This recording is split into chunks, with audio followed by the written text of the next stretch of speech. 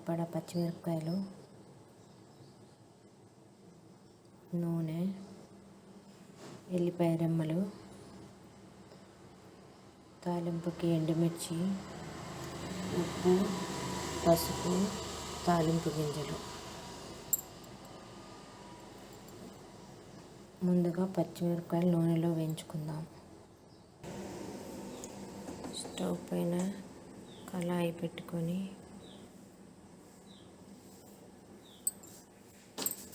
Stove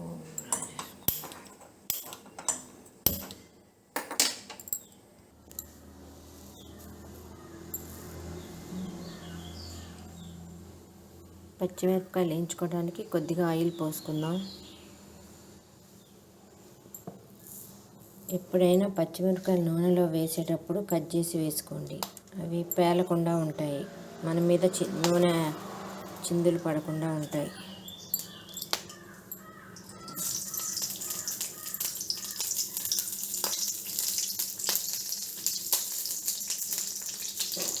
ముందుగా పచ్చిమిరపకాయలు వేసుకొని పక్కన పెట్టుకుందాం.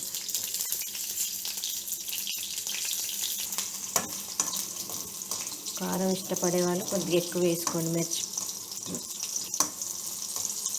మిరపకాయలు కారం తక్కువ తినేవాళ్ళు తక్కువ మిరపకాయలు వేయించుకోండి.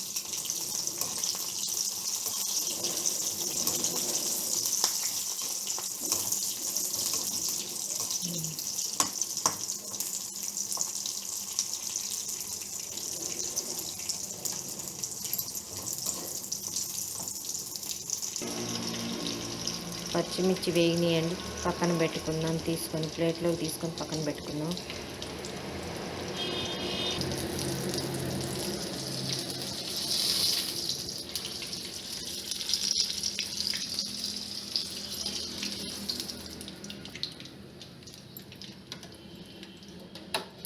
ఇప్పుడు దోసకాయలు కట్ చేసుకుందాం ముక్కలు, చిక్కు తీయకుండా.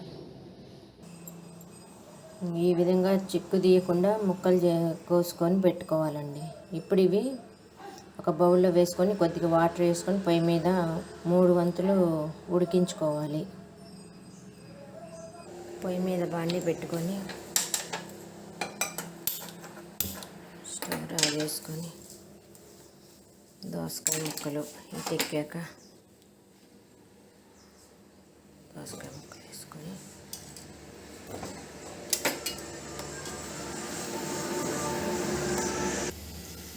కొద్దిగా వాటర్ యాడ్ చేసుకున్నాం. ఇప్పుడు మూత పెట్టి కొద్దిసేపు ఉడకనిద్దాం. దోసకాయ ముక్కలు ఉడికినాయి లేదో చూద్దాం. ఇంకా కొద్దిగా ఉడకాలండి.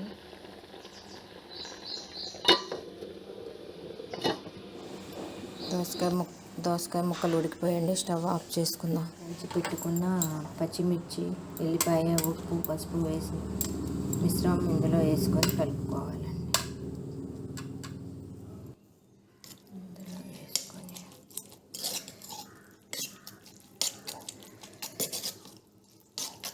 ఉప్పు చూసుకోండి, సరిపోతే ఉప్పు వేసుకోండి.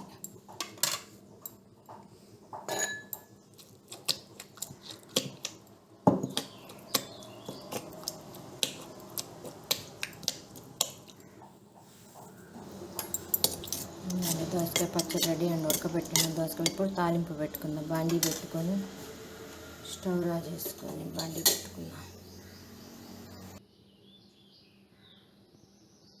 బాండీ పెట్టుకొని తాలింపు చేసుకుందాం.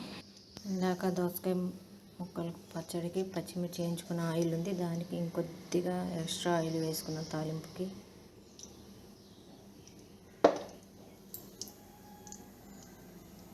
నూనె కాగాక తాలింపు పెట్టుకుందాం. ఆయిల్ వేడెక్కింది.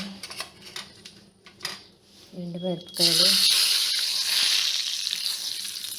కొద్దిగా తాలింపు గింజలు,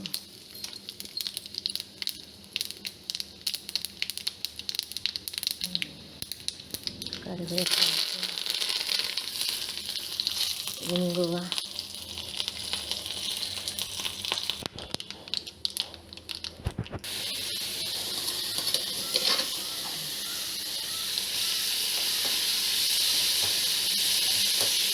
రెడీ అండి.